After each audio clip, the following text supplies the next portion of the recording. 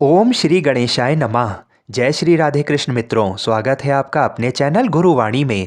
आज से इस चैनल पर प्रतिदिन आपको भगवान श्री हरि विष्णु और उनके भक्तों से संबंधित कथाएं प्रतिदिन सुनने को मिलेंगी। ये कथाएं श्रीमद् भागवत महापुराण, श्री विष्णु पुराण और कई अन्य पुराणों से ली गई हैं। तो भगवान श्री लक्ष्मी नारायण जी का ध्यान करते हुए इन कथाओं को सुनते हैं। श्री मैत्रेय जी श्री पराशर ऋषि जी से पूछते हैं, आपने महात्मा मनुपुत्रों के वंश का वर्णन किया और ये भी बताया कि इस जगत के सनातन कारण भगवान विष्णु ही हैं, किंतु भगवान आपने जो कहा कि दैत्य श्रेष्ठ प्रहलाद जी को ना तो अग्नि ने भस्म किया और ना उन्होंने अस्त्र शस्त्रों से आघात किए जाने पर ही अपने प्राणों को छोड़ा, तथा पाशबद्ध होकर समुद्र के जल में पड़े रहने पर भी उनके हिलते डुलते हुए अंगों से आहत होकर पृथ्वी डगमगाने लगी और शरीर पर पत्थरों की बौछार पड़ने पे भी वे नहीं मरे।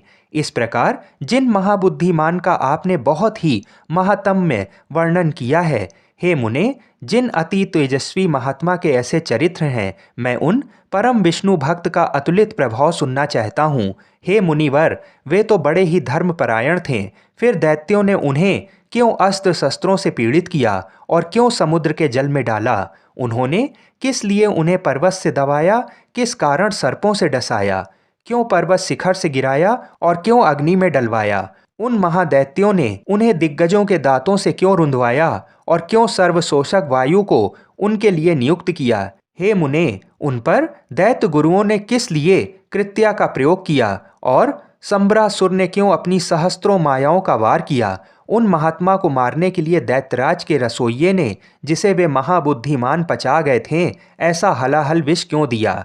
हे महाभाग, महात्मा प्रहलाद का ये संपूर्ण चरित्र, जो उनके महान महात्म्य का सूचक है, मैं सुनना चाहता हूँ। यदि दैत्यगण उन्हें नहीं मार सकें तो इसका मुझे कोई आश्चर्य नहीं है, क्योंकि जिसका मन अनन्य भाव से भगवान विष्णु में लगा हुआ है, उसको भला कौन मार सकता है?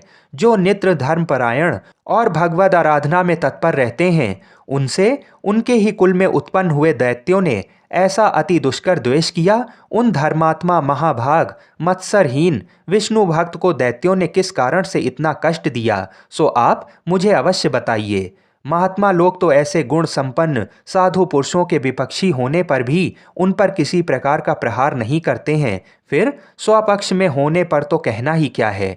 इसलिए हे मुनि श्रेष्ठ, ये संपूर्ण वृतांत विस्तार पूर्वक वर्णन कीजिए। मैं उन दैत्यराज का संपूर्ण चरित्र सुनना चाहता हूँ।